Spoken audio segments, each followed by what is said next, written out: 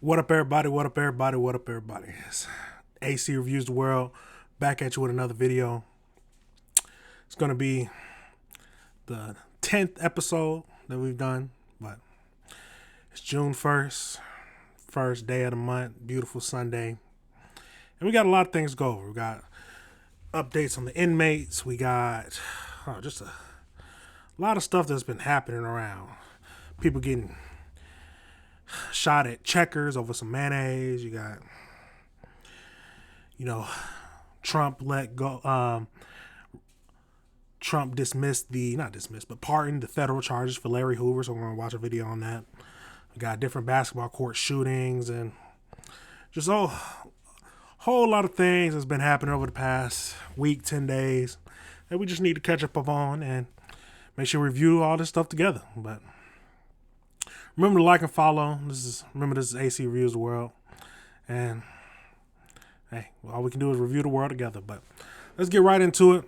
First thing we're going to be looking at is, of course, we got to get the updates on the inmates that escaped. So I believe there's 2 more left. I think 15 people have been arrested for helping them. I don't understand, but hey, to each their own. But we're going to just watch an updated video on that to give our thoughts and see what's happening with that whole situation. But let's jump right into it. Let's get right into the video.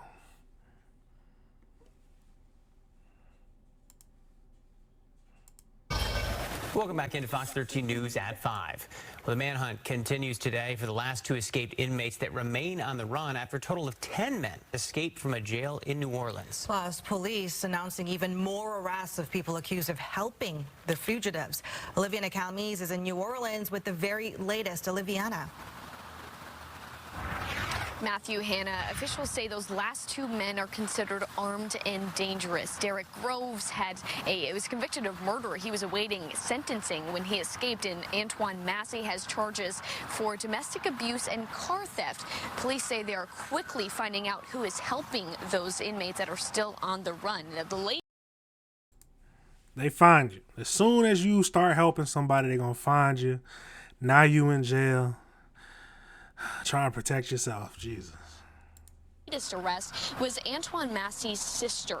She's accused of helping him after he escaped, and there's also a warrant out for his girlfriend. That's in addition to 13 other people who are accused of helping the escaped inmates, according to the Louisiana Attorney General. And that number, she says, is growing. One of them is, I think, a father of one of them. One may be a sister. Some of them are girlfriends or have, romantic relationships. I mean, these individuals are reaching out to people that they know and seeking assistance. And we are going to arrest and prosecute anyone who we find is assisting them. A top city official tells Fox 8 here in New Orleans that personnel expenses tied to this manhunt come out to about $250,000 per week. And a lot of that is for officers working overtime during the search. That number doesn't even include cars, equipment, or staffing the nerve center. All that money is coming out of the taxpayers. All of it. That monitors crime alerts. Louisiana officials also remind the public that there's a reward out for tips that lead to the arrest of those 2 inmates still on the run. That's now $20,000. Matthew, Hannah. 20 bands? 20 bands to turn in one of the 2 people to help them get arrested. I think it started out as like 5, but it's up to 20 bands.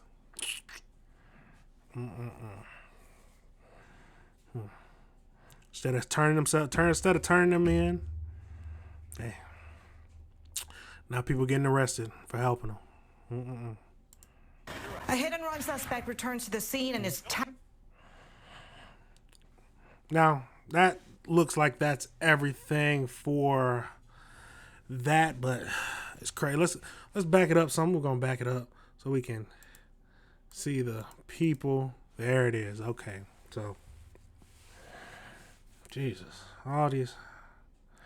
Why is it always our people? Like, Jesus. I mean, well, I don't know. Diamond White. Yeah, Jesus Christ. Golly, man. All these women helping. God, look at her eyes. Well, 10 escaped. 8 have been caught. Now they get more time. And the people who help them get time as well. So, Jesus. Dang. See, some of these. Jesus.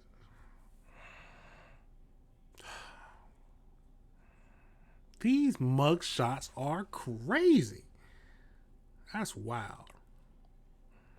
That is truly wild. I don't understand why you would risk your freedom to help. Maybe if you thought they were innocent. I don't know. I got too much stuff to do on the outside. I can't risk going to jail. That is absolutely insane. Absolutely insane. I don't understand.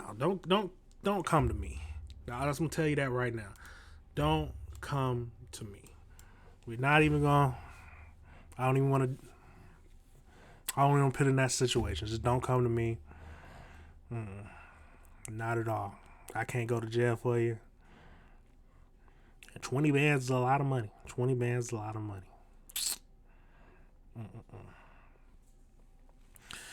Now, let's pivot some. We're going to pivot over into Checkers. So, seems to be over a mayonnaise request. Yes, a pack of mayonnaise. Checkers employees started shooting, but well, at least that's my initial thoughts. But let's jump right into that and see what's all happening with this.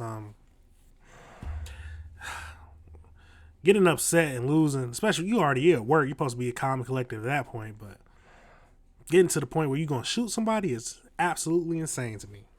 Truly insane. But let's jump right into that. See what's happening. See if we can get some ideas of what was going through the person's head. But let's jump right into it. Some new details about a deadly shooting at a Checkers restaurant in Kissimmee. A worker allegedly shot a customer after he complained about his order. Yeah, the victim. One complaint, and he getting shot. That's all it took. It's all it took. One complaint. Man, you forgot my mayonnaise. Bah! Crazy. Asked to speak to a manager just before he was shot. Fox 35's Stephanie Buffamonte is live at that restaurant with the latest. So, Stephanie, that suspect was in court today. Yes, and those new shocking details were released today. According to a witness, this could have potentially been over a packet of mayo. Now, one person is behind bars and another person is dead. And this happened in a busy area, as you can see, right in Old Town, which is near Fun Spot. The defendant will be held pursuant to our. See, let's back that up a tad bit so we can see the surround. That's the place where kids is gonna be at. This is crazy. And if you really risked your freedom over a request for some mayonnaise and killing somebody, yeah, you deserve to be in jail. Ain't nothing to say about it. You was a crash out. Truly a crash out. But hey, we don't know the full details, so we always gotta wait for the evidence and what happens. But if that's the scenario, you are a crash out. But hey, let's keep going. Let's keep going into the video.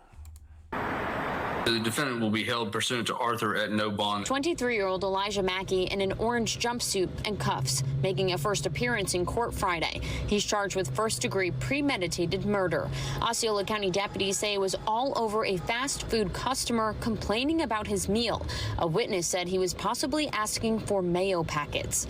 The arrest affidavit says Wesley Robertson asked to speak with the manager several times after ordering from the front window at Checkers Wednesday night. Deputies say that's when Mackey climbed out of a drive-through window, walked around the side of the building, and started arguing with Robertson. According to an arrest report, that's when Robertson used derogatory language to insult Mackey, and in response, Mackey pulled a gun out of his waistband and shot Robertson in the chest. He fell headfirst into the building. The employee ran toward the slingshot ride and then to Celebration Suites nearby. We spoke with people staying there. Can you imagine? You're just... So the words, I don't know what he said. I don't know what he said. They didn't say what he said, some derogatory stuff. But I don't understand words making you lose your freedom. You take a man's life over some words. I don't understand that. But now, if you were feeling, like I say, I always say this, you fear for your life, yes, that's different. But man, argue with you, especially at your job, over some mayonnaise. I just gave him some mayonnaise. I don't know what. Like, I'm not gonna come out and confront the customer. No, I'm not gonna do all that. But so let's finish up this video. Just like, oh, let's go to Checkers. I want, a hamburger meal or whatever it is.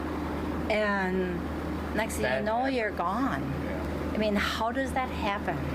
It's sad. It's really sad. You don't know if you can ever voice your opinion, because somebody's going to pull a gun. Former Orlando Police Chief Orlando Rolone weighing in. Obviously, this individual will have their day in court, but based on the information that we have seen so far, it'll be very, very difficult for them to defend their actions. And it's unfortunate because it could have been avoided. He says it's important to talk to your kids about controlling their emotions and lead by example. Takes excellent point. Very excellent point. We need to teach our kids how to control their emotions. I don't know. He didn't look that old. Let's back it up a tad bit so we can see him. Yeah, he doesn't look that old.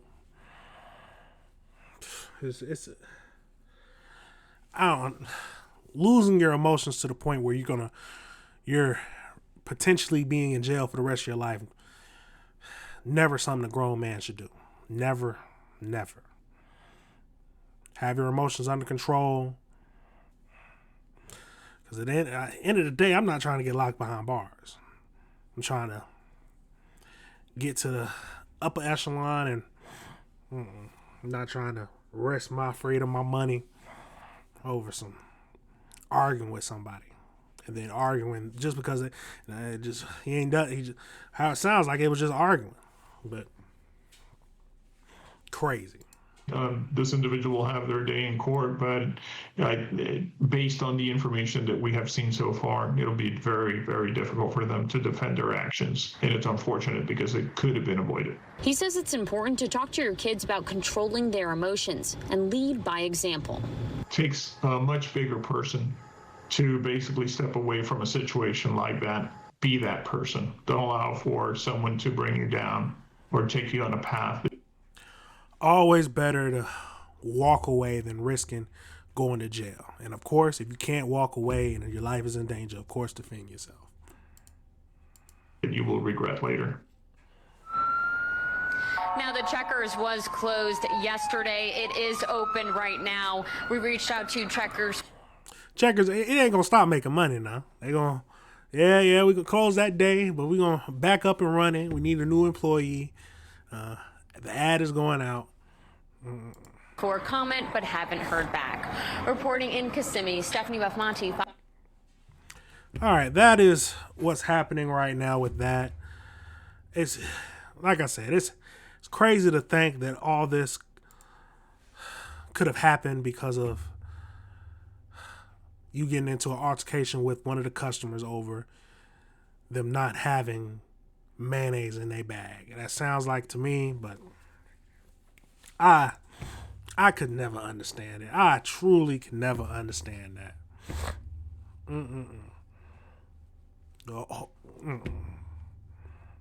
When I was younger,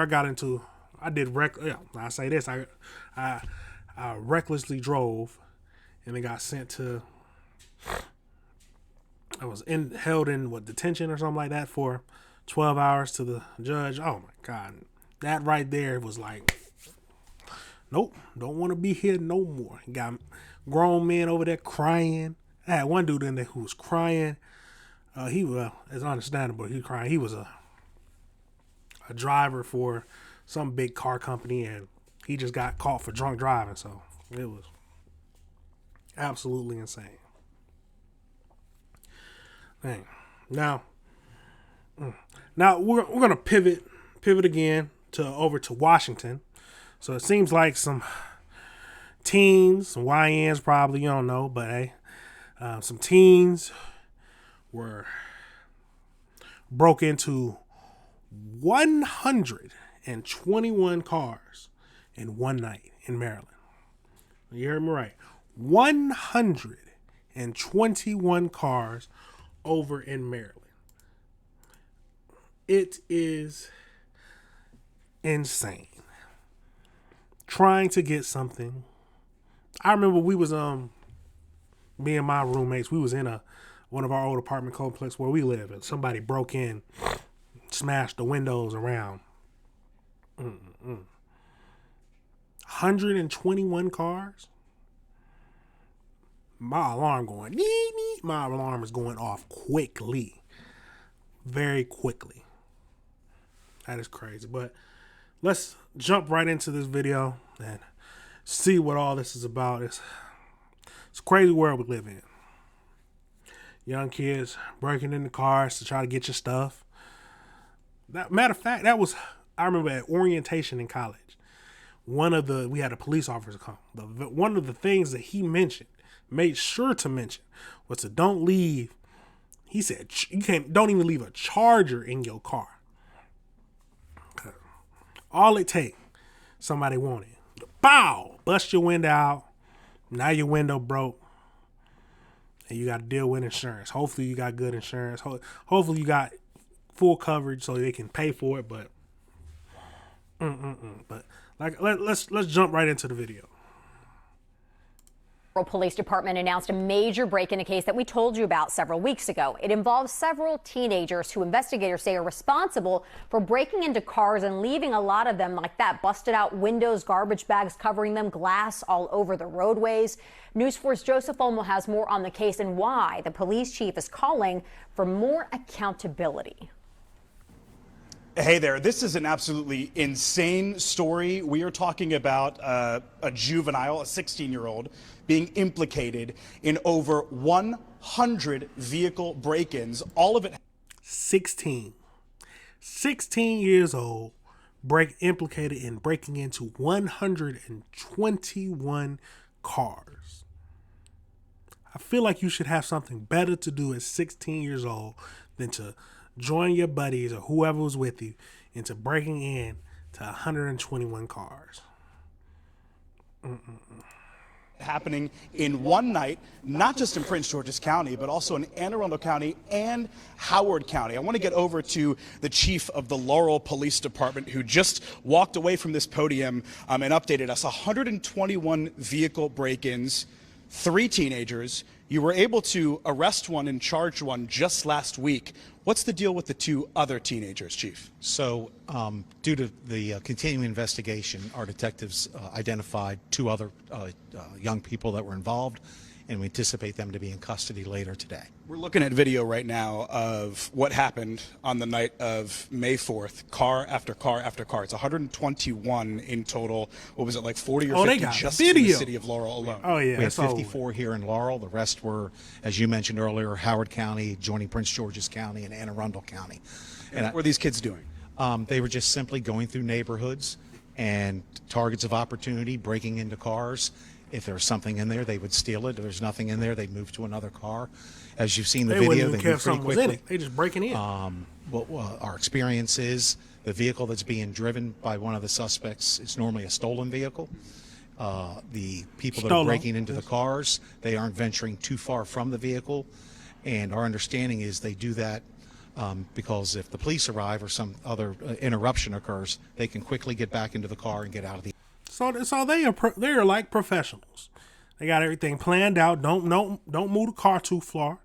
bop the window, find something, take it. If they don't, go bop the window again. Stay close to the vehicle so you can take off when the cops come. They professionals, yeah. I don't care how old he is. Send him. You doing all this, man? Send him to jail. Send him to jail. Against the law, so send him to jail. The area. Chief, you got kind of fired up at the podium. On behalf of the victims, you said, a lot of people will look at vandalism or car break-ins and say this is a low-level crime, but for people who need to get to work, people who need to get to appointments or bring their kids to practice, this is their life. You had a message. It's a low-level crime until your car is the one to get broke into. Like you can say it's low-level all you want, but yes, no one was hurt, but still, somebody was affected. Somebody's day, they can't even afford to get it fixed. No care about the victim at all. Of course, that's a criminal. About accountability in this press conference. What do you want people to know about that? Well, as you mentioned, we hear from our community. We listen to the community. We had 54 families just here in Laurel who lost their car for a period of time. That's also a loss of money on their deductible that the family many times can't afford. And we have community meetings. We hear about this repeatedly. And people are upset there's no accountability. The people that were responsible for doing this should be held accountable to make these families whole. Where is the parent of, I don't think they mentioned the other two, but where was the parent of the alleged 16-year-old? Like, did they know where their son was out? Because it's gonna take a while to break. Well, it's gonna take some time to break into 121 cars in one night. It's gonna take some time. So you're gonna know, and it's dead of night. The parents ain't worried about where their son is. Are they gone? Where are they? And their losses. And also, there should be an amount of rehabilitation within the system. This young man was released within 5 hours of us taking him into custody, back into the environment that he came from. That's not an unusual circumstance. And frankly, from what we see is there's little to, if any, accountability down the road from the system, the rest of the system. There needs to be an amount of accountability. That's the only way they're going to learn not to do this. And they need to make sure that the people, our victims, at least in some way, are made whole from their losses. Chief Hamill, with the Laurel. There definitely needs to be some kind of accountability. I don't care what kind of, if it's a low-level crime or not, but definitely needs to be some kind of accountability. You can't just bust people windows out and then, I don't know about them staying in jail. Yes, 4 or 5 hours are back out. Sounds about right for some places, but they definitely have to be charged with something. Vandalism. Something needs to stick onto their criminal record. They need to have a criminal record now. It's just what it needs to be. It can't just be, don't do it again, and then it doesn't affect them. People need to see what they have done. But let's finish up this video.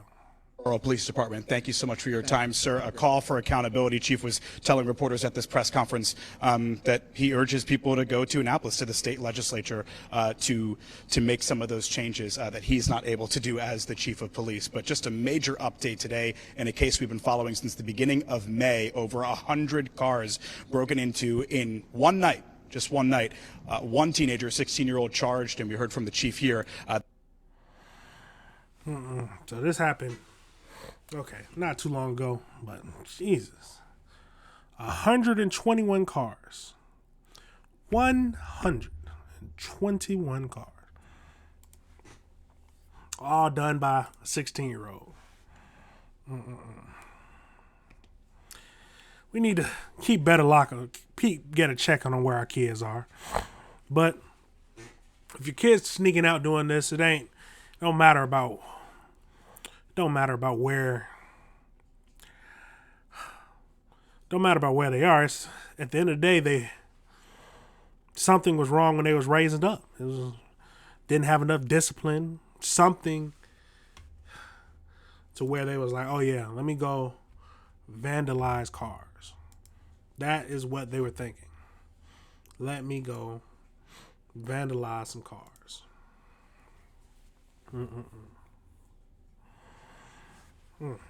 Now, we're going to pivot some.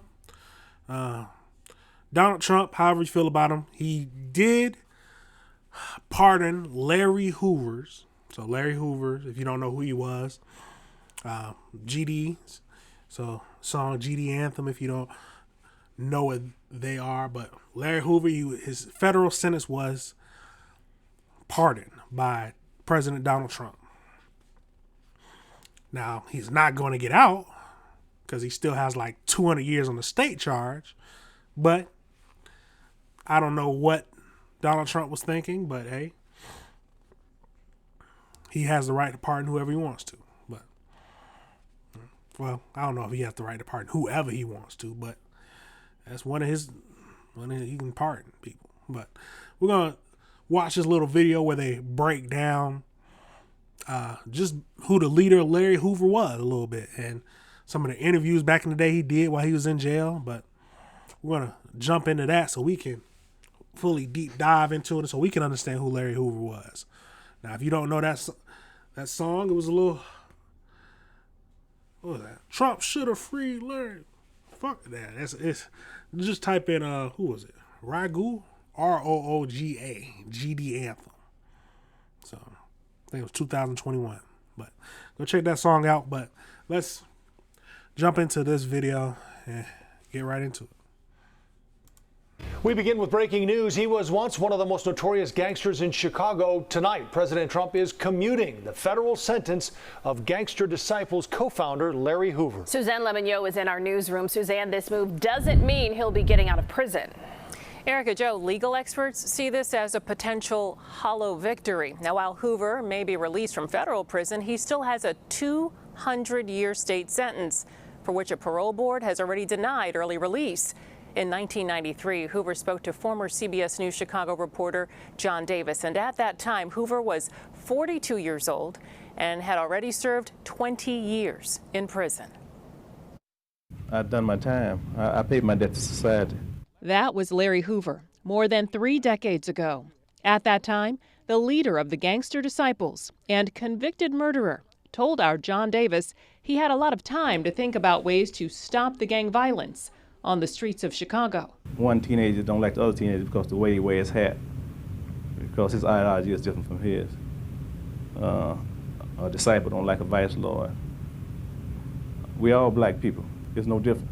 At that time, Hoover, also known as King Larry, admitted being part of a fragile gang truce in the city and organizing a protest over plans to close health care clinics in African American neighborhoods. Ron Safer, the lead prosecutor in Hoover's federal trial, reacts to news Hoover's life sentence has been commuted by President Trump. I was disappointed. I do not think that this is an appropriate end to the Larry Hoover story, at least the federal part of it. Safer says Hoover was perhaps the most notorious criminal the state of Illinois has ever known. He was convicted of running a continuing criminal enterprise that had approximately 30,000 members across 28 states, selling over $100 million worth of drugs in the state of Illinois alone each year. $100 million in drugs. So I think this was back in like the 90s. So imagine the street price today. Jesus. Golly. And he ran that entire operation with ruthless efficiency from prison, where he was serving a state sentence for double murder. Safer also told us about Hoover being recorded, saying teenagers needed to sell drugs for his criminal organization. The recording was made a year after the Gangster Disciple leader was interviewed on CBS Chicago. There was another tape where Larry Hoover said, "You have to share your drugs with these children." And I'm talking about 12 years old, 13 years old, 14 years old, so that they can sell it and they can have something. And he said, make them know that with you, they are somebody, and without you, they are nobody. That is insane. You heard what he said? He said you need to make sure that they understand that with you, they are somebody. And without you, they are nobody. That is the most... That's brainwashing 101. Brainwashing 101 is how you get to brainwash children. Or brainwash someone who is in a fragile state, who's just not ready to make life choices, it sounds like. But Jesus. And this was after he did that interview saying that he was going to clean up the community, that he was a better man. Meantime, shortly after the commutation announcement, Hoover's son posted this picture on Instagram. That's a White House official holding a copy of the commutation. Hoover's attorneys say they're thrilled he's going to be released from federal custody, but again, he still has a 200-year sentence to serve for his crimes in Illinois. 200 years. So no matter what, Trump can't do nothing about the state case. So still got 200 years. But that's a crazy... Well, we got to back that up and listen to that line one more time. That's a crazy line. And without you, Right. he said years old, so that they can sell it and they can have something. And he said, make them know that with you, they are somebody. And without you, they are nobody. Meantime, shortly Cold. after the commutation Jesus, that's announcement, cold. Hoover's son posted this picture on Instagram. That's a White House official holding a copy. That is wild. That is wild. But hey, still in jail, 200 years. He ain't getting out. That's just crazy. I'm gonna say that. I don't know why I say crazy sometimes, but hey, that is wild. Still got 200 years, but saying that 12 years, doing that to 12-year-olds, getting them hooked, making them think that you're the only one for them, the streets is the only life for them. Despicable. That is very despicable. I ain't gonna lie. Very despicable. Very despicable.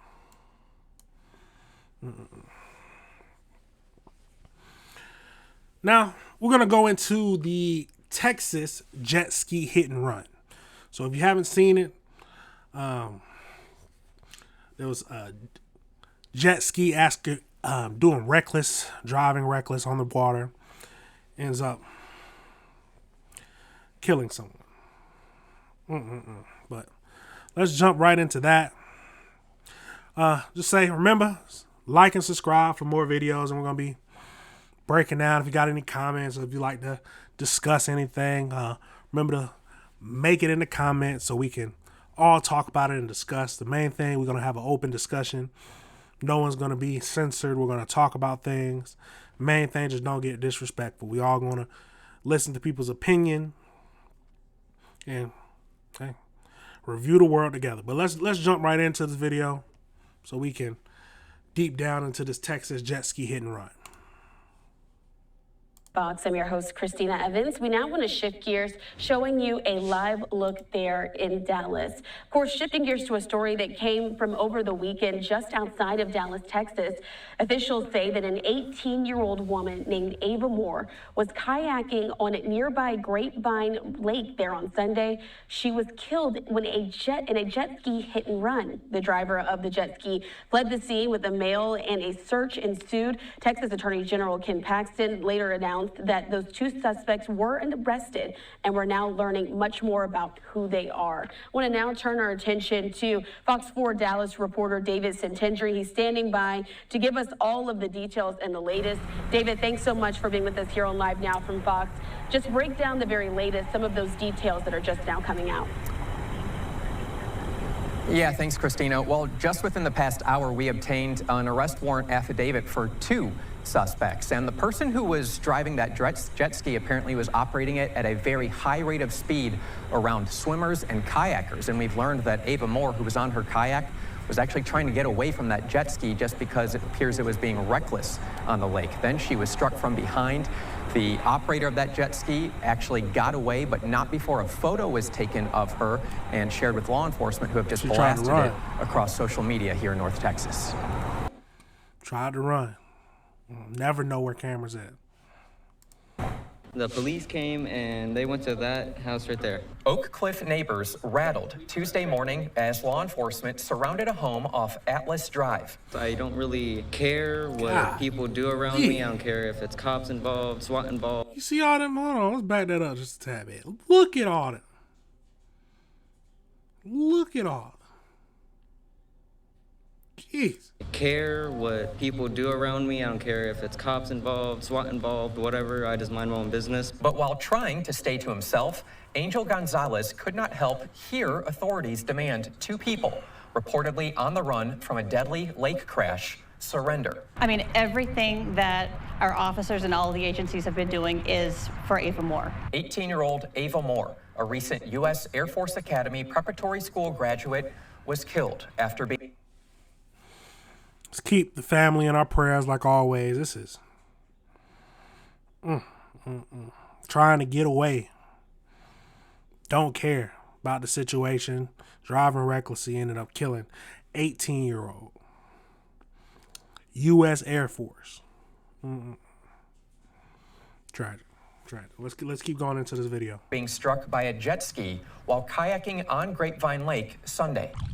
And then I heard someone in the crowd say she hit someone. And so I automatically turned around to go back toward the water because I was concerned. Lisa Scrayback there as a group pulled Moore from the lake. You know, we just started life-saving measures, checking her pulse at that time. But Moore passed away, and the woman on the jet ski fled. I turned around to look at the water, and I could see her and the passenger on the jet ski going away from the incident, and they were waving toward like their people, and you could tell they were trying to get away. Someone shared this photo of the suspect with Texas game wardens, who released it to the public. It's shared.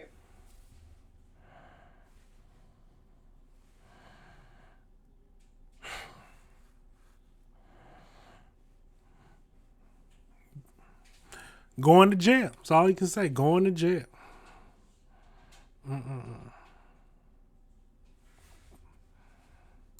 Shared thousands of times across social media. Tuesday morning, authorities identified her as Dicarolyn Alejandro Gonzalez Gonzalez. Attorney General Ken Paxton says she was in the country illegally, and we saw immigration officials.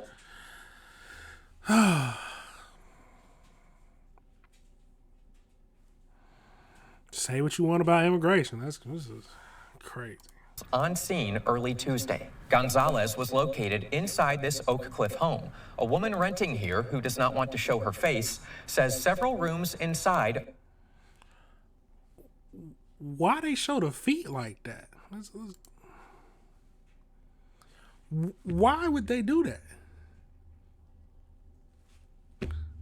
Does not want to show her face, says several rooms inside are rented. She claims she first saw Gonzalez Monday night with a man who lives there. It seemed like her photo was so clear that she would just be caught very soon. Gonzalez, now in custody for the death of Moore, according to game wardens. On top of that, Grapevine police say Mikel Coelho Perozzo, also a reported illegal immigrant from Venezuela, will face additional charges for a vehicle crash while driving away from the lake with Gonzalez. Where they crashed into two different vehicles and got out of the car and ran away. Had some Oak Cliff neighbors known they were reportedly hiding next door, they say they would have called 911. I would probably try to tip them off and tell them that they were here.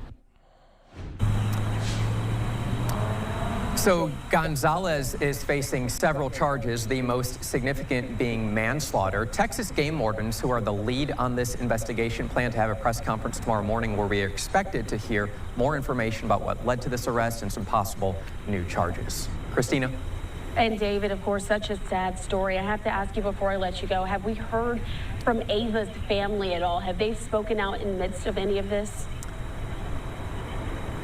So her family has released a brief statement, just, thanking people for their prayers. Actually even said that they are giving out some prayers to everyone involved, that also being the suspects. So you don't always see that. We did have an opportunity yesterday to interview one of Ava's former basketball coaches, who said she was just a shining star. She expected her to really climb the ranks in the military once she officially got in, and just had nothing but positive things to say about her. Again, there with Fox 4 in Dallas, giving us an update on this very sad story, David Centendry. Thanks so much for your time. Thank you. All right, wanted to bring that to you here on Live Now from Fox. And just to wrap up what we've heard and learned there in this story, I want to put this up on the screen as well. These were some of those tweets that were put out by the Fox 4 reporter David Centendry, saying that is the picture. We also saw that there in the story when Gonzalez was arrested. She allegedly struck and killed Ava, who's only 18 years old, there on Grapevine Lake with a jet ski before fleeing. It was reported now that she was in the country illegally from Venezuela. And we do know, again, Moore was preparing. Well, all I can say is, with Trump in office, she gone now. For military basic training. And there's another photo as well that we have there of the lake where this happened. But according to an arrest affidavit, Gonzalez was driving that jet ski at a high rate of speed in close proximity to swimmers and others. The kayakers, though, not as caring, we heard, were just trying to get. Shows she does not care about what was happening at all. Jesus. Away when Ava Moore was struck from behind. Sad story, but we certainly wanted to bring it to you here on Live Now from Fox, leaving you with this photo of Ava Moore. Like I said, let's keep her family in our prayers. It's sad that we lost someone who seemed like it was doing so good. Never know when it's going to happen. All you can do is live life to the fullest and talk to your loved ones when you get the chance to. It's a crazy world we live in. I'm going to say that all the time, but nothing we can do about it unless we can try doing our best, but crazy things are always going to happen. It's inevitable. Well, the person who done it is caught. They're going to be arrested and most likely get deported. But sad. Well, will they get? They probably serve time. I don't know if they get. Well, they're going down. At the end of the day, they are going down. Now, this took place in Texas, so we're gonna move. Staying in Texas, we got some other stuff happening. So in Cyprus, I think I'm saying that right. Basketball fight turns into shots. Crazy. You always hear about it. Be like, hey, somebody get into a fight, someone lose. The skits used to come out. They'd be like, oh yeah, stay right here. I'm gonna go pop the trunk. Stay right here. I'm gonna go get something out the trunk. Just kids now. These are teens too. So the teens now are so quick to fire. So you got to be careful. Any kind of altercation, got to be careful. They are quick to shoot, so you need to be able to protect yourself. It's crazy. But let's jump into that video. And I got another video. So we're going to watch the news article for the news, speak about this incident first, and then we can watch the full unedited, there's no sound to it, but full surveillance clip that was captured on surveillance that they're talking about. So let's jump right into that. Firing guns during a fight on a basketball court in Cyprus. Thank you for joining us. I'm Daniela Guzman. And I'm Keith Garvin. The Harris County Precinct 5 Constable's Office released the surveillance video that you see behind us as they try to find those shooters. It happened on May 12th at the basketball court on Rustic Lake in Cypress Bloom. KPRC2 reporter Corley Peel joins us live now from Precinct 5 headquarters with reaction from neighbors. Corley. Keith and Daniela, fortunately no one was hurt, but investigators say a home and cars were hit by bullets. Some of the neighbors in that area say this violence is getting out of hand. Surveillance cameras on the basketball court show several young men firing guns after a fistfight. Zadie Selvage heard the gunfire while inside her home. It was quiet at first, then I heard one gunshot. And then about 6, 7, 8 gunshots went off again after that. Yeah, they letting it fly. That is crazy. They are letting bullets fly.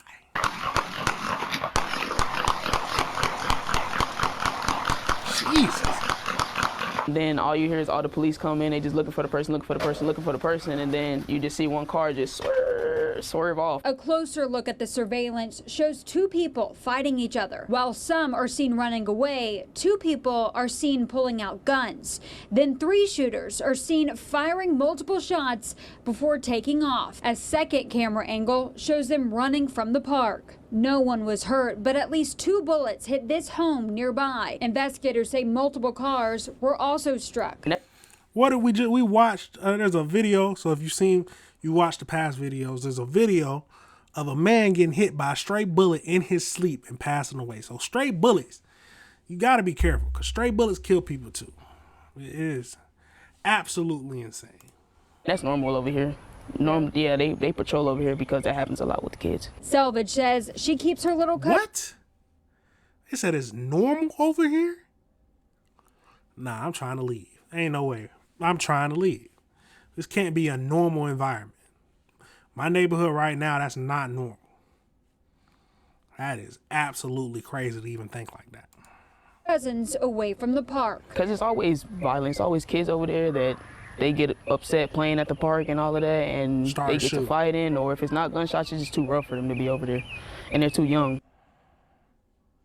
And none of too young and already carrying guns. Nah, them they doing grown man things. If they start shooting, man, charge them up. You don't care about life, man, just throw them into jail. That's crazy.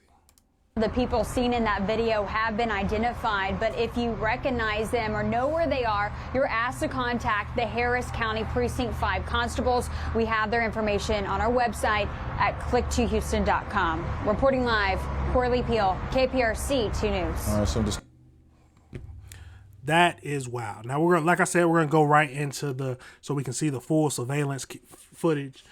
So let's jump right over into there. So there's no audio on it, but we can see you got some tussling going on. Some good, oh Jesus.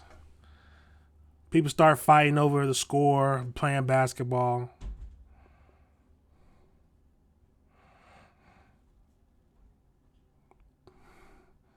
He finally, oh, well, hold on. It looks like a gun fell out of someone's pocket. Let's back that up just a tad bit.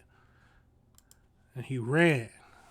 Looks like it's a skip around. Yeah. See, like something happened to where the gun got thrown over to, look at this. Let's back this up. Yeah. Gun got thrown. Buddy goes to run and pick it up, and Buddy's just running away. Immediately starts shooting. Absolutely insane. Harris County. Then they just start letting off shots. Not caring about who they hit. Well, the dude almost got shot his buddy. This is absolutely wild to me. Then she said, the woman said, this is just natural. This is what happens. This is what normally happens. They get upset. Stuff will pop off. That's why cops go over here and always around. That is crazy. Walking back home like nothing happened. Wild. And we begin with absolutely wild. Now we'll jump into that a little bit right after this, but it shouldn't be like this. People should be able to take that, if they losing in a basketball game, take that L and not start shooting up people. This never should be the thing. Never, ever be the thing. But absolutely wild. Now we're going to pivot some. Hold on, let me get a little sip of water. We're going to pivot. So still in Cyprus.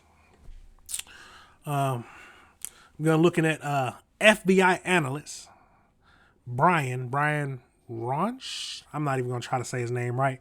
But Brian, he's an FBI analyst, and they did a home raid on him because of child pornography. FBI analyst now. FBI, it don't matter who it is. Don't matter what position they in. They can still be a pervert, a pedophile. It's crazy. But let's jump over into the video so we can understand what happened.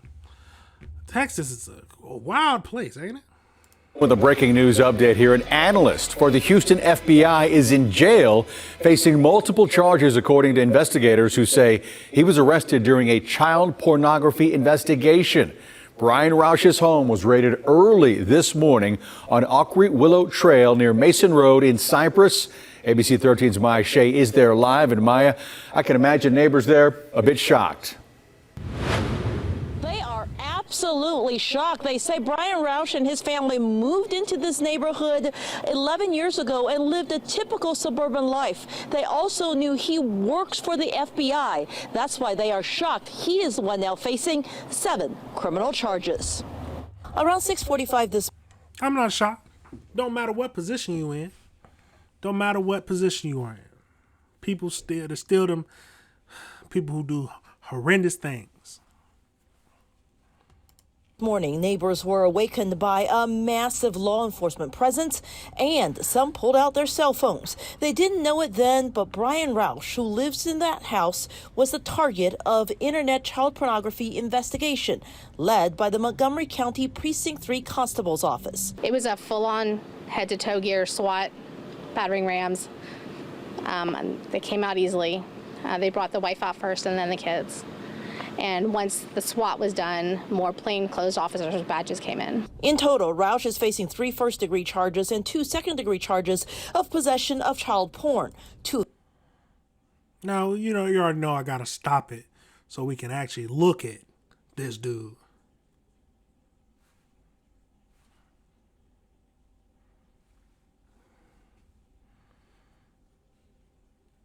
Pedophile. That's all I can say. Federal charges are also pending per Precinct 3.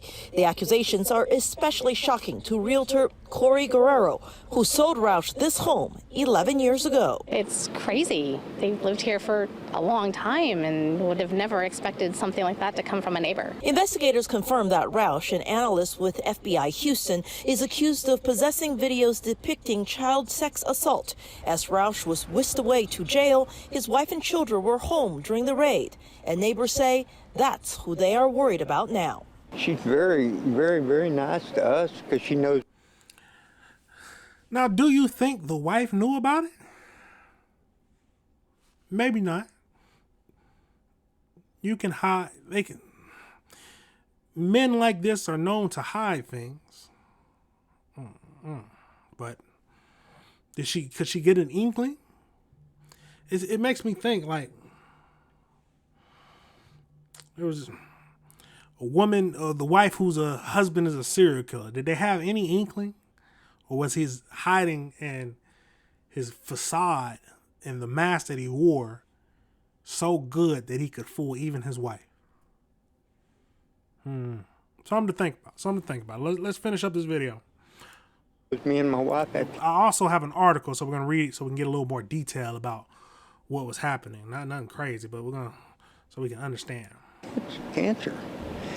And she just, that's why I worried about her and her children sitting outside. About her and her children. It's cancer. That's who they are worried about now. She's very, very, very nice to us because she knows me and my wife have cancer. And she just, that's why I worried about her and her children sitting outside in the heat. We should note that we contacted FBI Houston about this matter. They said they cannot comment on personnel matters.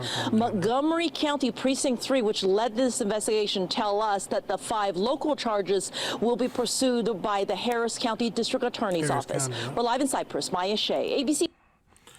So that's it for that video. I'm gonna pull up an article that I found just so we can deep dive into it more so we can understand exactly what's happening. So let's go right over into that.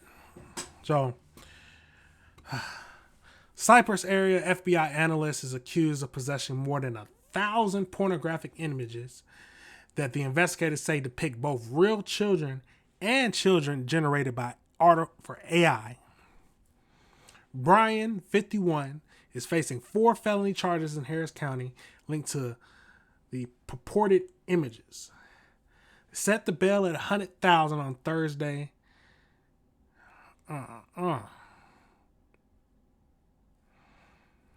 So he lives in a home with 2 school-aged children and his wife.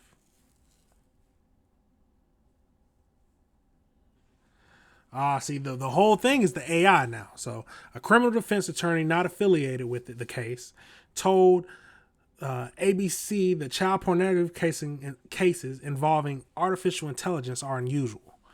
But an image they're going to, but I imagine that they are going to continue to come up with technological advances. So that's there have to be some kind of, I mean, you can always jailbreak things, but yeah, I'm assuming there's some kind of safeguards on the normal AI stuff. I use AI stuff in my YouTube stuff, but got to be some kind of safeguards built in unless you jailbreak it. Yeah, I mean, real or anything. You looking at some crazy pictures, yeah, send them away. That's some wild things to think about. Very wild. So here's if the AI generated content is indistinguishable from a real child, it doesn't necessarily have to be a real child, but if it's indistinguishable from that of a minor, that amounts to child pornography. Insane. 1,000 images, both with AI. So he just going on there making prompts. And jailbroken system. It's disgusting. Yes. Anyone who does anything with children needs to be locked up. Locked up for a while. A long while. And you know what happens in prison? They gonna wish they weren't in prison. And get towed up. It's a wild thing. Very wild. But I'll keep updated with that, what's happening, how the charges go. I don't see how you can get out of this, but the world's a crazy place. Now, we're going to pivot some. Let me see. This next one. Hold on, this next one we're going to get into is a father. So, in Tampa Bay, a father was arrested for shooting his 3 sons. So I watched a little bit of it. It sounded like he pistol whipped the first one. So we're going to get right into that so we can break down everything. But it's wild. So let's jump right into it.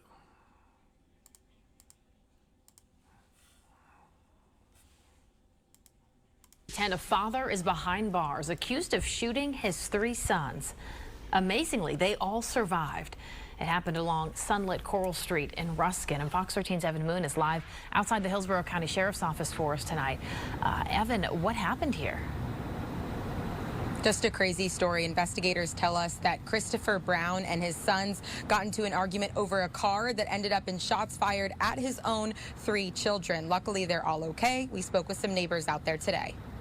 3 kids shot by their own father. Now that man faces potential life in prison. When you look at the facts of this case, we know this defendant did everything he could do to try and kill his children. A fight between the family broke out Sunday morning around 11 a.m. outside the home in Ruskin. The sheriff's office saying the fight was about a car. 36-year-old Christopher Brown hit one of his 3 kids in the head with a gun, causing the gun to fire and graze the child's ear and jaw. His first child, he pistol whips him. After pistol whipping, he takes out his gun and shoots. Let's back that up a little bit.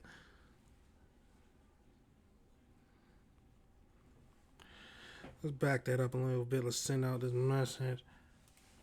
Back that up. That is absolutely wild. Let's back that up. Sunday morning around 11 a.m. outside the home in Ruskin. The sheriff's office saying the fight was about a car. 36-year-old Christopher Brown hit one of his 3 kids in the head with a gun, causing the gun to fire and graze the child's ear and jaw. His first child, he pistol whips him.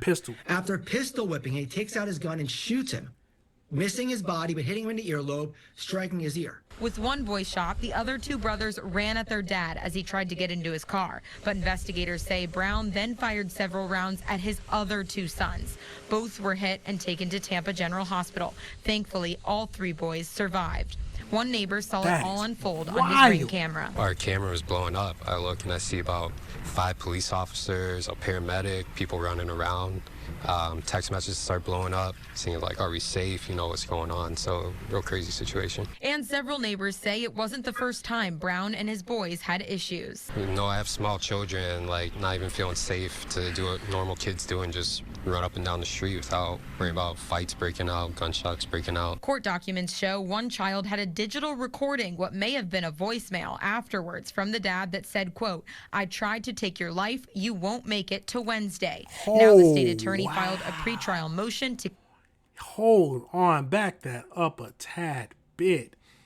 In the recording, the defendant is heard stating to the victim, "I tried to take your life and you won't make it to Wednesday." That is some wild things to say to your son. Truly wild. Some people just don't deserve to be fathers.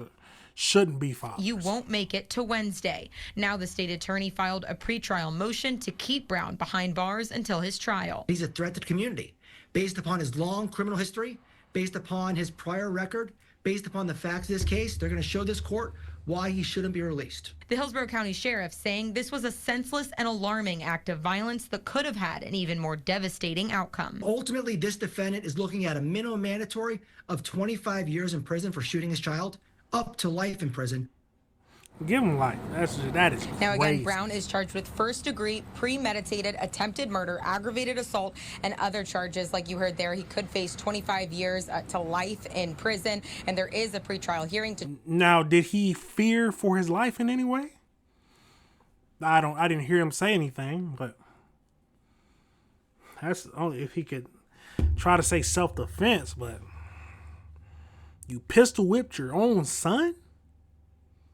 Pistol whip your son and shoot at 2 others.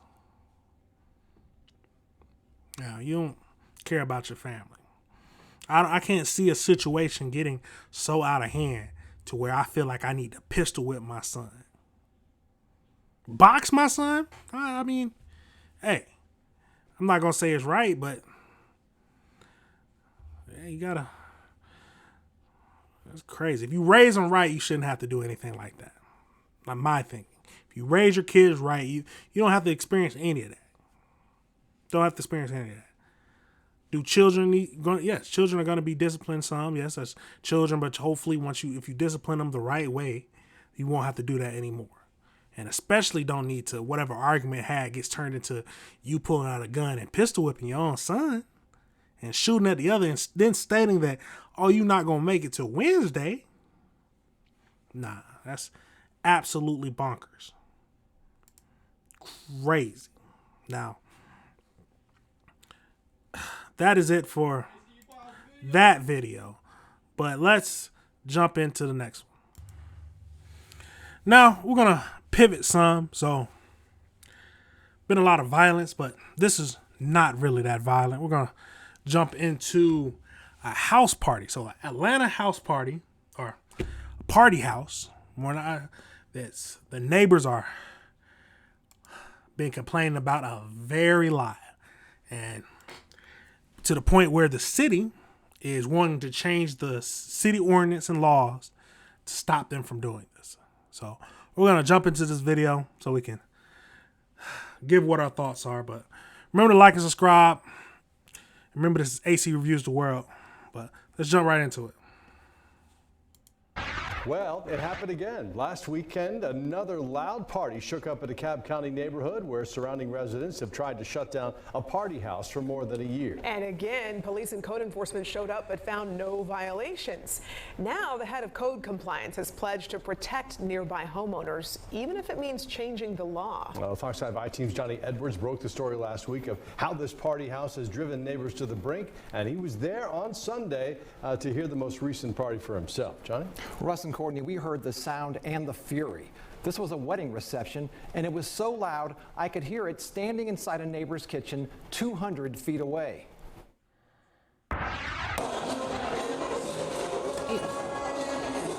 For anyone living near this. So much for a peaceful weekend. This is sort of like the ongoing nightmare. This is how Andre Jackson and his wife, Lisa Burrows, spent the Sunday before Memorial Day. With music blasting, traffic backups, armed guards, police, the party a wedding reception. But for neighbors, oppressive noise.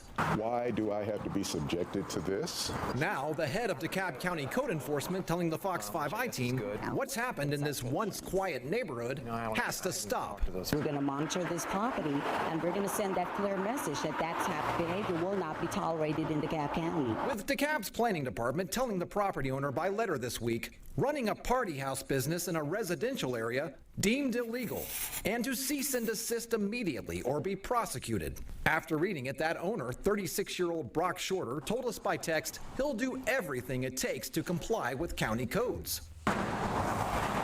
Shorter moved into his mini mansion in 2023. He throws his own parties, and he's rented the house out for special events, something not allowed under the neighborhood zoning. Like I said, I've been to court multiple times. Nothing has stuck because I'm in my right.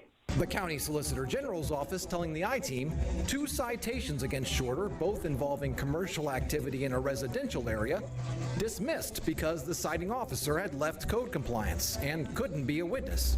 County commissioners, meanwhile, working on changes to the noise ordinance that could set a daytime noise cap of 65 decibels. Quite frankly, I think the situation is concerning. In June, Jackson and his wife, among 32 surrounding neighbors, signing a letter to code compliance and the county commission.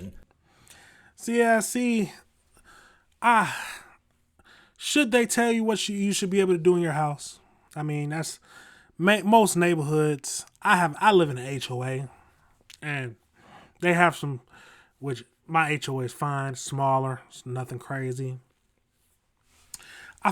Main thing, I feel like you should be considerate towards your neighbors. If you throwing parties where everybody in the whole neighborhood can hear them and everybody's complaining, it's probably too loud. Probably too loud. Now, you having the occasional party where things get loud, yes, everybody's going to understand that. But it sounds like you've been every single day of the weekend, you got different people going crazy. But I might be wrong. Let's keep going into the video. Begging for help. This resident 1 street over signed on. There's so much congestion on the streets. We have people parking all up and down the cul-de-sac. A lot of people revving their engines and, kind of peeling out of the street. With the I-Team asking questions, code compliance met with Brock Shorter before Memorial Day, ordering him not to hold this party, with tickets being sold online. Shorter told the county and us there would be no Memorial Day party, but there was a party one day before. Hey, this man advertised when they came ask him about it. He said, "Nah, it ain't gonna be no Memorial party. Here come Memorial Day. What they doing? Good party, man." This time we were there. We recorded this sound from a back deck on another street, 200 feet away from the pool. We also learned that under that proposed ordinance change that would 65. set a decibel limit at 65 during daylight hours, this party would be right on the edge. This is Andre Jackson's decibel meter. 65 decibels with the music that's going on and the yelling of the DJ you may hear in the background at this moment. Sounds sort of like somebody firing a howitzer in my backyard. We also watched as police showed up, summoned by a neighbor about 300 feet away, who told police he and his wife couldn't function inside their home. DeKalb police telling us they found nothing actionable, with an officer informing another upset neighbor the current noise ordinance doesn't take effect until 11. And Shorter texting the I-Team his college friend got married and the party would be over at 10. And to tell the neighbors, sorry for the inconvenience. We also watched code compliance arrive that evening and leave. So it sounds like the main thing is the business. So he's not supposed to be operating a business within the neighborhood itself where he's renting out his house like that, which I don't understand that. Maybe, I mean, you just gotta, that's crazy to me. You buy a house, you should be able to at least rent it out. But different places have different orders of what you can do with your house. So you just got to be sure about that. But that's the main thing. And that's why it sounds like he's saying it was a Memorial Day party. And I'm assuming he was making some money from it. But he might be telling the truth, and it was his friend was getting married. But I don't know about all that. But hey.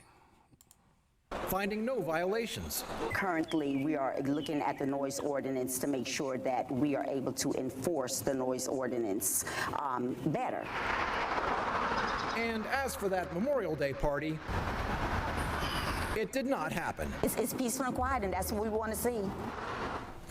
New on this, today we obtained a copy of Brock Shorter's response to that cease and desist letter, which alleged he's been renting his property illegally. Shorter lodged an appeal saying the citations against him were dropped and he's never been cited for noise. And Russ and Courtney, he told the county, as he's told us, that he plans to obey all laws and regulations. Well, it sounds like DeKalb's current noise ordinance is too weak to deal with this issue. Obviously, neighbors are getting frustrated, and you could tell in the video. I'm sure it felt even louder to you when you were there in person, but you could tell how loud it was. Do other counties and cities have noise limits in their ordinance? Yes, they do. For residential areas during the day, Cobb has a 70 decibel limit. Gwinnett County has a distance limit of 300 feet. Atlanta has something similar for party noise. But I've got to say, after being out there, I don't think even any of those ordinances would sufficiently deal with what's happening out there in DeKalb. I mean, it's not just the noise level, which doesn't even always hit 65 or 70. It's how often it happens. It's the pounding bass. It's the traffic. It's everything. It happens on weekends. So, yeah, it sounds like every single weekend, every day of the weekend, they're doing something. Maybe not every day of the weekend, but it sounds like it's happening too often to where the neighbors can just deal with it. Because, yes, your neighbors, as a neighbor, as I would think, as a neighbor, if you're going to have a loud party, you'll let your neighbors know, but you're not going to do that every day of the weekend, every single day of every weekend. No, you're not going to do that. You're going to be, I think the main thing is you need to be respectful towards your neighbors. Let me get this right. Being respectful towards your neighbors. It's a wild thing, house parties. But let's finish up this video. It happens during the week. It's the cumulative effect. And so I think it's going to be a real challenge to figure out how do you deal with someone who does this so often. Yeah, when we talked to you about this last week, you seemed confident, having talked to him, that perhaps he was going to be more considerate. It doesn't seem like that's happening. Well, I was confident there wouldn't be. Let's stop it right there. It doesn't sound like he was going to be considerate at all. Does not sound like that at all. He knows what they have the right to do. Well, I don't know about right, but they know, what they can make him do within the rights of the law. So that's why they're looking to change the laws right now so that they can enforce something. But out of the current laws right now, they can't do anything. That's why the police show up and they just leave. They can't do anything.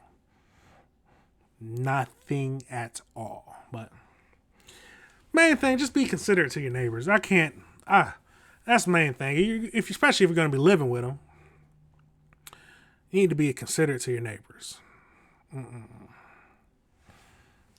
Absolutely wild. Now, so we're going to pivot a little bit. Still Fox 5 Atlanta, so we're going to be looking at the life sentence ends early for a man convicted of killing his wife. So it's always something, I swear. But let's jump right into that and go about it. Now a big development today in a murder case that once dominated Atlanta headlines. After almost 3 decades in prison for killing his wife, Louis Joyner is a free man tonight on parole. 3 decades, 30 years. After 30 years, finally free. 1996, he stood trial in Fulton County for beating and strangling Ruby Joyner. But the case involved a lover's triangle with 2 bodies dumped at the airport. A jury acquitted Joyner of shooting 2 bodies dumped at the airport? The other woman in the head. Our Fox 5 I-Team reporter Johnny Edwards spoke with relatives of the murdered wife, who spoke about her killer being set free. Johnny? Russ and Cordy, these family members watched a judge hand their uncle a life sentence for killing their Aunt Ruby. Since then, he's been denied parole 7 times, but now he gets his freedom. Count 1. Wait. How do you go from denied parole 7 times to getting free? There should be like I don't know about all that. That's crazy. Murder guilty. 30 years ago, a case that shook Metro Atlanta. 2 women missing from Peachtree City and a husband bolting for New York City. That in itself is very strange to me. Then, with the 1996 Summer Olympics right around the corner, 2 bodies found in a van at Hartsfield Airport. The victims, 40-year-old Halima Jones and 43-year-old Ruby Joyner, 2 friends who'd gone out shopping together. Halima shot in the head. Ruby strangled and beaten to death. She was a kind, gentle person. She loved her family. Within a week, Ruby's husband, Louis Joyner, captured in Harlem. He was like a father figure to me. Now, the criminal case launched so many years ago comes to an end. Joyner, now 77 years old, and paroled. We kind of knew this day was coming, but we didn't know it was coming this soon. 2 of Louis and Ruby's nieces spoke out to the Fox 5 I-Team about the parole board's decision. Both live out of state. We would rather he still be locked up, okay, as opposed to free and able to roam the streets and live a life where Ruby doesn't have that chance or that opportunity, because he took that away. In November of 1995, he took that away. What would ever be enough? We don't know what enough would be. I have mixed feelings, personally. According to Georgia's prison system, Louis Joyner's most recent institution was here, a minimum security transitional center in Midtown for men who are close to the end of their incarceration. The State Department of Corrections confirming Louis Joyner no longer in state custody. Now a free man, Joyner remains the only person alive who knows what really happened on November 15th, 1995. Between him, his wife, and his wife's close friend, who authorities learned Joyner was having an affair with. For the sake of me, I still can't understand why. Someone who loved you and you supposedly have loved her. Joyner owned a moving and storage company. A search of his property turning up a large amount of cocaine. There are just a lot of questions that we still have that only Louis Joyner can answer, and he has not chosen to do that truthfully. In court, he pointed a finger at his dead wife, calling her a killer. Mr. Joyner, did you kill Halima Jones? No, sir. Did you kill Ruby Joyner in self-defense? Yes, sir. He said his wife drove all 3 of them in Halima's minivan to a wooded area, where she hopped out and opened fire on her friend. Ruby shouted, "You cheating." Say it. "You cheating shit," and fired the gun. Then he said his wife chased him into the woods and pounced on him, and he killed her in self-defense. Grenda said that's not how the aunt she knew would have handled finding out about an affair. She's afraid of weapons, so I know she didn't have a weapon. She would have just left him. I know she would have just left him. She wouldn't have jeopardized her life like that. She would have just left him. The jury didn't buy it either. The prosecution charging Joyner planned to kill his wife and accidentally shot his mistress. And regardless of whether he had any more bullets, he has shot the wrong woman. He now cannot kill the right one, and he proceeds to beat her. You can't convict on speculation. With insufficient evidence, the jury acquitted Joyner of Halima's killing, but not his wife's. We, the jury, find the defendant Louis Albert Joyner Jr., count 1, murder, guilty. I sentence you to life in prison. But after almost 30 years, he now walks free. It really destroyed our family. My grandmother went into a depression, and she never came out because she was like, why a daughter? Why Ruby? I just hope that while he was sitting there. Oh, yeah, he up there now. This man, 30 years. So he didn't get as much time as he could have, but beating and strangling your wife is absolutely crazy. Jesus. But they gave him life. What is life? That's a good question. Hold on, let me look that up. What is this? This is in Georgia. Let me see what is the license?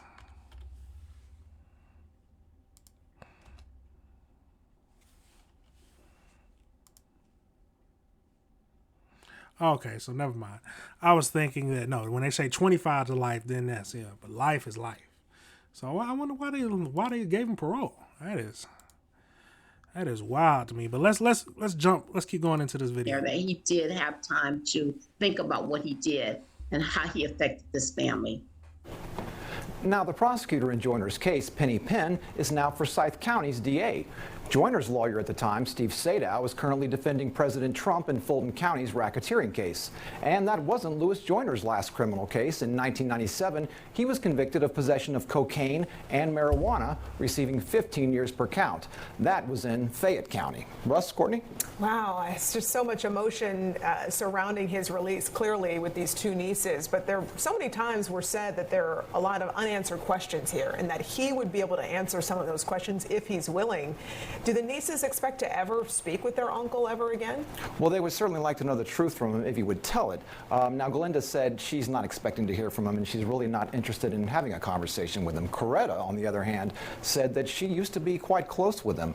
And when I asked her the question if she'd like to talk to him, she hesitated. She said she really can't say, and she might be open to it, maybe not. You know, time will tell. Just shows you how the pain of a loss like this just simply never goes away. Absolutely. And I mean, they didn't just lose an aunt, they also lost an uncle. That's right. But he's still with us, and now he's back out in the world, and it'll be interesting to see if he ever does decide to either publicly or privately come clean and say what happened that night. Yeah.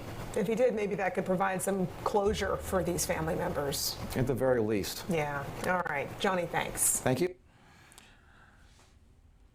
All right, that's it for that video. Can't really say much. 77 years old, got 30 years in jail for killing his wife. Should he been in jail for longer? What do y'all think? Should he have been in jail for the rest of his life? I don't know. He definitely did it. Definitely did 30 years. But we're gonna pivot a little bit. So we're about to get into the end, but we got two more things to go over. The next thing we're gonna get into is Claudia Batten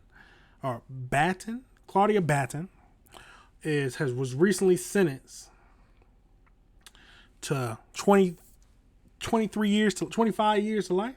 23 years to life. Now, if you don't know who that is, so about 3 years ago, she ended up killing someone execution style in the back, shooting someone in the back of the head. So we're going to get right into that. See the sentence, see the video, and we're going to see the original news thing from news video from 3 years ago. It might have been longer than that, but we're going to see that video, and then we're going to jump into the recent her being sentenced. So we're going to get all into that. So let's jump right into it. Live from the local station, News 4 Jax starts now. The video is chilling. A woman is seen murdering another woman, execution style, in New York City. Now, just hours ago, that accused killer was in a Jacksonville courtroom. More than 1,000 miles away from the scene of that crime, Claudia Batten was captured here on Main Street, north of the Trout River Bridge. And U.S. Marshals got information that she might be somewhere here in our area. She was arrested during a traffic stop. News4Jax reporter Ann Maxwell was just in the courtroom and joins us live. Ann. Batten is in the Duval County Jail awaiting extradition to New York. She's charged in the murder of Delia Johnson, who was shot on a crowded street in Brooklyn, New York back in August. And the whole thing was captured on surveillance. We want to warn you, this might be tough to watch. A woman identified by U.S. Marshals as Claudia Batten walked casually out of a car on an August night in Brooklyn, her hand behind her back. She's seen approaching this woman in a pink dress and pulling out a gun. shooting her in the head. The victim has been identified as Delia Johnson. My sister did not deserve that. Johnson was a single mother of a 17-year-old girl. This was senseless. Johnson's family described her as generous and loving. She would give you the clothes right off her back, right there and then, no matter where he was. If you needed something, she would give it to you. The surveillance video shows the shooter walked back to the car after pulling the trigger and drove away. The victim's family said she had no enemies they knew of and was lured to this spot just a few blocks away from her apartment. Witnesses said Johnson and Banton had been at the same... She was led out there? Funeral earlier that day. A spokesperson with the U.S. Marshals told News4Jax they got information Banton might be in Jacksonville. They put surveillance on her and reportedly saw her get into a car. They then pulled over that car here on North Main Street. Banton was in the passenger seat and taken into custody. She had an initial court appearance this afternoon. Do you want to go ahead and agree to return to New York? Yes. We'll notify authorities of the state of New York you're now available to be picked up. And a spokesperson with the U.S. Marshals tells me the driver who was in the car with Banton when they were pulled over was not arrested. That is absolutely crazy. Now that, like I said, that was from 3 years ago. So we're going to jump into the most recent video, but it's crazy. Pop up out of nowhere. Hold on, let's back that up. What did they said that they knew each other? Hold on, let's. Said Johnson and Banton had been at the same funeral earlier that day. A spokesperson with the U.S. Marshals told News4Jax they got information they were at the same funeral that same day? Did something happen at the funeral? That's crazy. All right, let's jump directly into the next video so we can. 4 years after Delia Johnson was gunned down on a Brooklyn sidewalk. So it's been 4 years now. 4 years. Killer has been sentenced. Today, emotions ran high in court as Johnson's family finally got a chance to speak. And News 12's Shakti Dennis has covered this trial since its beginning, and she was there today.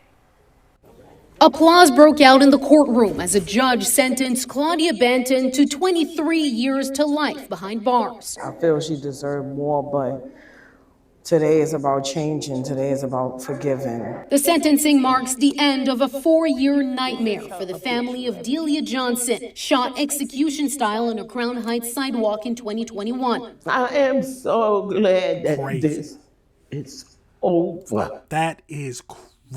Execution style. Let's back that up a tad bit. Bars. I feel she deserved more, but today is about changing. Today is about forgiving. The sentencing marks the end of a 4-year nightmare for the family of Delia Johnson, shot execution style on a Crown Heights sidewalk in 2021. I am so glad that this is over. In an emotional victim statement, Johnson's mother asking why and pouring her heart out to Banton, a woman she considered like a daughter who even lived with the family at times. It felt good because it was a release. 46-year-old Banton listened with tears streaming down her cheeks as Johnson's family described feeling betrayed. I'll never see my sister again. Johnson's 21-year-old daughter, currently deployed with the Air Force, appeared by video in uniform, struggling to put her pain into words, saying at least her mother didn't suffer. Banton didn't address the family for legal reasons, according to her attorney, but he says her silence shouldn't be mistaken for indifference. But it's very difficult for someone to absorb that type of speech from people that you know and love. The judge even grew emotional. Sentenced to 23 years to life. I didn't know it was an odd number like that. I thought it was usually 25 years to life, but. As she spoke about the deep, lasting pain Johnson's family has endured. And it ain't easy, but I know. It takes 4 years to finally get sentenced is crazy. 4 years. One day it will get better. Claudia Banton's defense attorney says he's working on an appeal. But for now, Delia Johnson's family says they can finally begin to heal now that justice has been served. In downtown Brooklyn, Shakti Dennis, News. Working on an appeal? I mean, that's, I guess, yeah, lawyers, defense attorneys were always going to be working on an appeal because that's their client. But that is absolutely wild. It was at a funeral the same day, and out of nowhere, well, I don't know what the whole situation was, if they got into an altercation, but shooting someone execution style and getting in your car and driving away.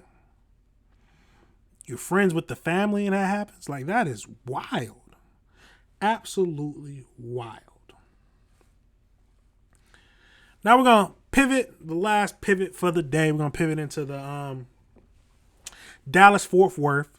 So we're going to be looking at a woman who is suing Walmart because she was assaulted by a Walmart employee for how, I'm assuming how she handed the dollar over to her.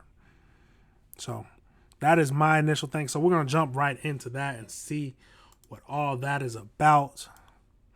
Remember, this is AC Reviews the World. Remember to like and subscribe, follow, Instagram, Twitter, all that good old stuff. Well, not Twitter, Twitch. I need to get a Twitter. I probably will get a Twitter, but for the AC Reviews the World channel. But let's jump right into it. For the last thing, let's get into it. A trip to a gas station turned into a hospital visit for one woman who says she was attacked while paying for her slushie. Hello, everybody. I'm Heather Hayes. I'm Steve Eager. It's 9 o'clock. The attack was caught on camera at a Walmart gas station in Cedar Hill. The woman claims the confrontation escalated after the cashier didn't like how she handed her the money. Well, now the victim is suing Walmart. Fox News' David Centenry joining us. You know, we got to back that up a little bit. We ain't see enough. Let's back that up just a tad bit. Let's look at this. They are brawling. The attack was caught on camera at a Walmart gas station in Cedar Hill. The woman claims the confrontation escalated after the cashier didn't like how she handed her the money. Well, now the victim is suing Walmart. Fox News' David Centenry joining us live with more. David. Yeah, the victim sat down with us and she says she is still recovering from her injuries. She believes that the cashier's criminal history should have been a big red flag for Walmart. All behind $1.06. Surveillance video shows a cashier allegedly attacking a customer at a Walmart convenience store in Cedar Hill.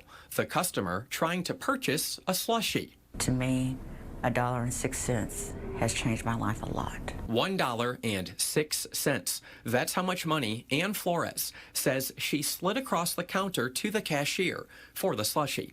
Flores claims the cashier wanted the money placed in her hand. And she said, pick up the effing money and put it in my damn hand.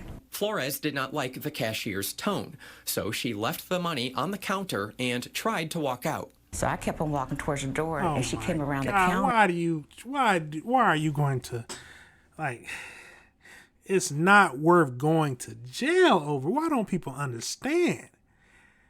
Like, I understand, like, you might have felt disrespected, but at the end of the day, you are there to do your job. People might disrespect you. Yes, you should stand up for yourself, but not at the point where you are going to jail and now over someone sliding some money to you? That is wild. That is wild to me. I don't know if it was. There's a time and a place for when violence should be used, or if it should ever be used. And I don't think this was it. I don't think this was it at all.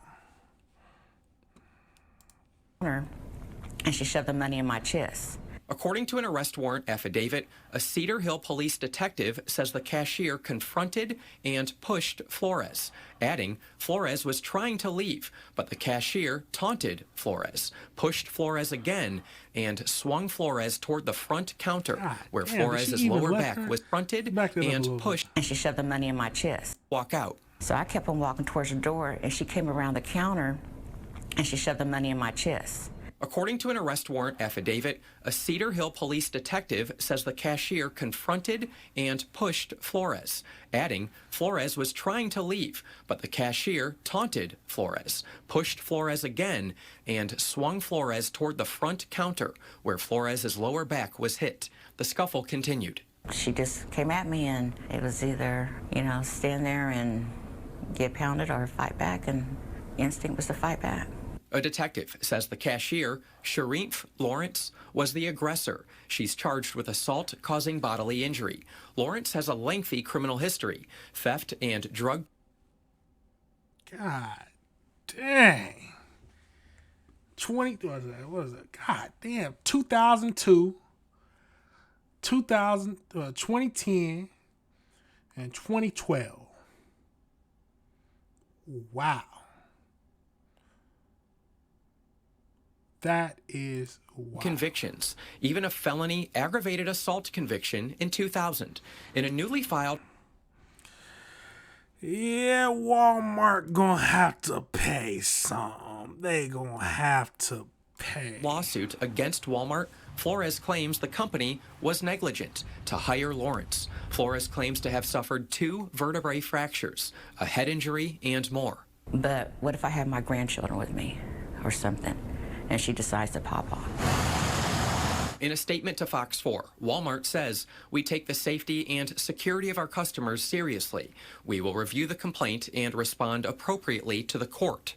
There's no way you can justify that. Flores says she did not think much of sliding money to Lawrence instead of placing it in her hand.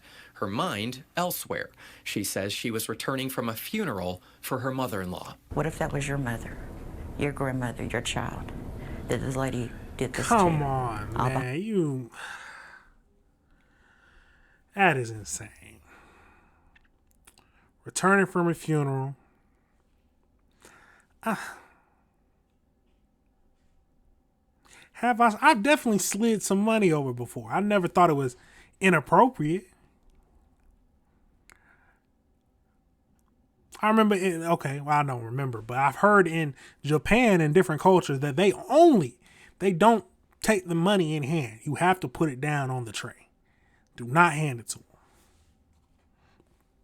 them. That's crazy. You losing your job and going to jail, potentially going to jail over something like this. Behind $1.06.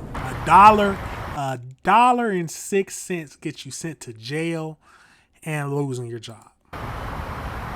Yeah, that attack happened last September, but the lawsuit just filed last week. We did stop by Lawrence's listed address earlier today in Cedar Hill to see if she would talk to us, but no one came to the door. Yep. Heather, Steve, back to y'all. All right, David, thank you.